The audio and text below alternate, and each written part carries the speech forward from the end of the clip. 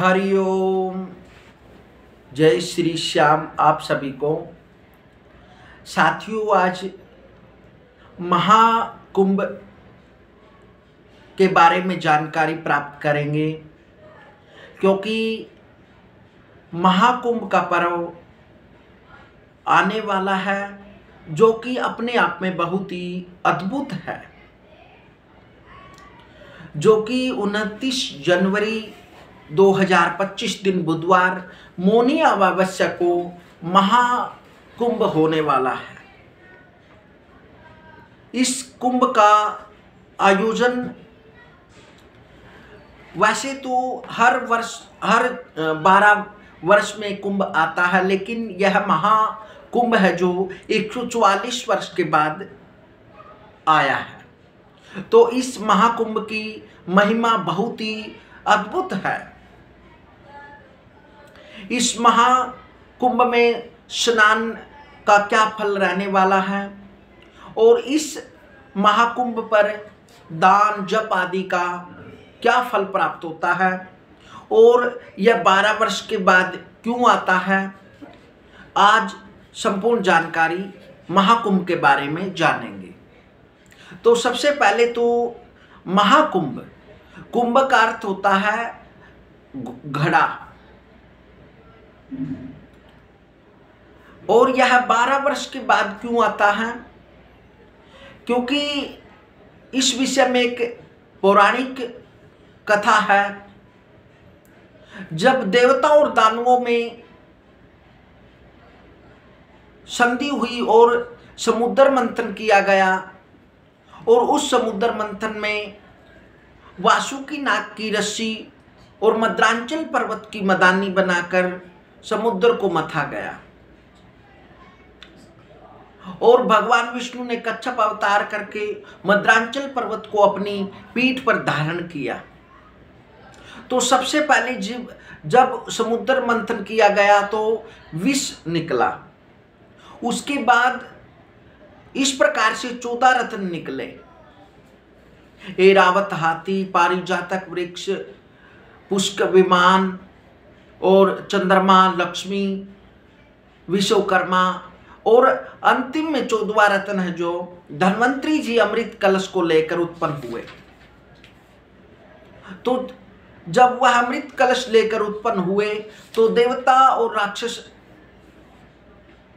उसको छीनने की कोशिश करने लगे। तब देवताओं के इशारे पर जो इंद्र का पुत्र जयंत था, वो कलश को लेकर वहां से चला गया।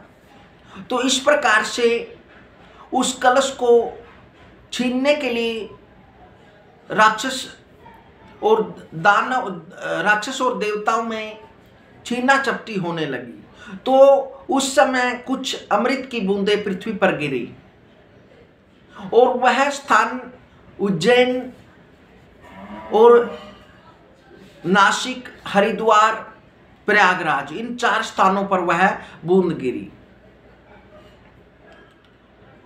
और अंतिम में वह अमृत विष्णु भगवान ने देवताओं को अमृत पान करवाया। इस प्रकार से जहां जहां वह 4 बूंदें गिरी, वहां पर इस महाकुंभ का आयोजन किया जाता है, और यह लगभग 12 वर्ष में आता है। जिस समय अमृत की बूंद पृथ्वी पर गिरी, उस समय जैसे आकाशमंडल में ग्रहों की जिस राशि पर ग्रह थे, जब उसी समय का आकाशमंडल का नक्शा आता है, या नो कह लीजिए कि जब सूर्य और चंद्रमा और बृहस्पति उसी राशि पर आते हैं, तो तब कुंभ का आयोजन होता है। लेकिन अब की बार जब सूर्य और चंद्रमा मकर राशि में और बृहस्पति वृक राशि में होते हैं, तो उस समय कुंभ का आयोजन प्रयागराज में होता है, जो कि सभी तीर्थों का राजा कहा जाता है।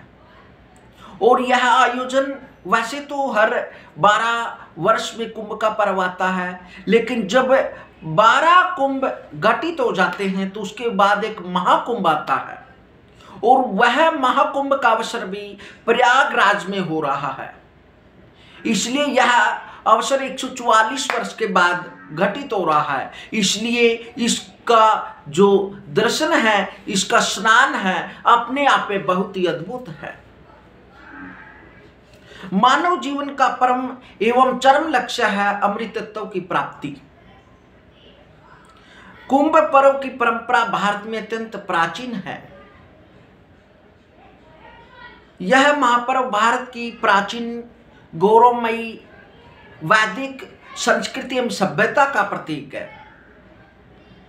कुंभ शब्द का अर्थ साधारणतः कलश है। भूमंडल पर मनुष्य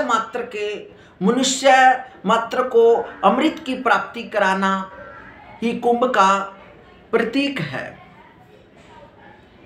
या भूमंडल पर मनुष्य मात्र के पाप को दूर करना ही कुंभ की उत्पत्ति का प्रतीक है।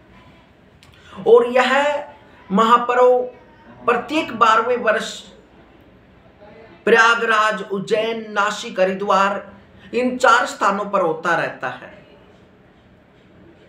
इस महापर्व के पावन अवसर पर समस्त भारतवर्ष से ही नहीं, संपूर्ण विश्व भर से करोड़ों धर्मपरायण श्रद्धालु विश्व कुंभ पर्व पर, कुंभ स्थली पर स्नान, दान, जप आदि के लिए इकट्ठे होकर इस परम अवसर व परम भव्य विराट मेले का समायोजन करते हैं।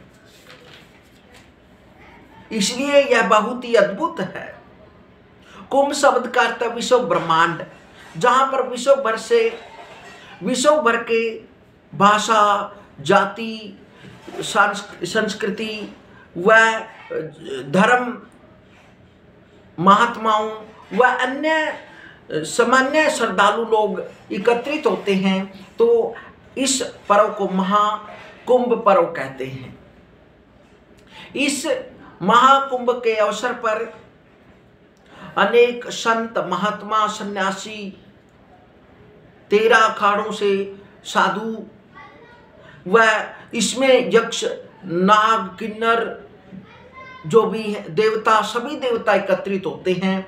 और वह जो भव्य जो स्नान होता है उस समय यह 29 जनवरी 2025 दिन बुधवार मौनी अमावस्या के दिन महास्नान होने वाला है। तो वहां पर गंगा, यमुना, सरस्वती का संगम होता है और शास्त्रों में इसका बहुत बड़ा वर्णन किया गया है। वहां साक्षात सभी देवता उस भव्य दर्शन, उस भव्य विशाल 3 संगम को, गंगा, यमुना, सरस्वती इस महासंगम को देखने के लिए देवता भी वहां पर आते हैं। इसलिए यह जो महापुरुष कुंभ पर्व है अपने आप में बहुत ही अद्भुत होने वाला है। और यदि आप वहां पर जाने में समर्थ है तो अवश्य समय निकाल कर वहां पर जाइए, वहां स्नान करिए और उसके बाद जैसा समर्थ्य है यज्ञ, अनुष्ठान, पूजा, धर्म, दान आदि करिए, तो इससे अनंत पुण्य प्राप्त होता है। शास्त्र तो यह कहते हैं कि 1000 अश्वमेध यज्ञ और 100 वाजपेयी यज्ञ और 1,00,000 बार पृथ्वी की यदि परिक्रमा कर ले और उसका फल प्राप्त होता जैसे, तो यदि एक बार महाकुंभ पर्व पर स्नान कर ले तो इतना फल प्राप्त होता है। जैसे 1000 अश्वमेध यज्ञ और 100 वाजपेयी यज्ञ और 1,00,000 बार पृथ्वी की परिक्रमा करने का पुण्य फल प्राप्त होता है, वही फल एक बार महाकुंभ में स्नान करने से प्राप्त होता है। इसलिए इस महाकुंभ में स्नान करने का बहुत ही अनंत पुण्य फल प्राप्त होता है। वहां सभी पितर, यक्ष, नाग, साधु, संत, महात्मा, जितने भी साक्षात नारायण भगवान, सभी देवता वहां पर एकत्रित होते हैं। इसलिए ऐसा भव्य आयोजन तो अपने आप में बहुत ही अद्भुत है। या साक्षात नु कह लीजिए कि साक्षात नारायण के दर्शन वहां पर होंगे, साक्षात भगवान के दर्शन होंगे। इसलिए वहां पर जाकर स्नान करें।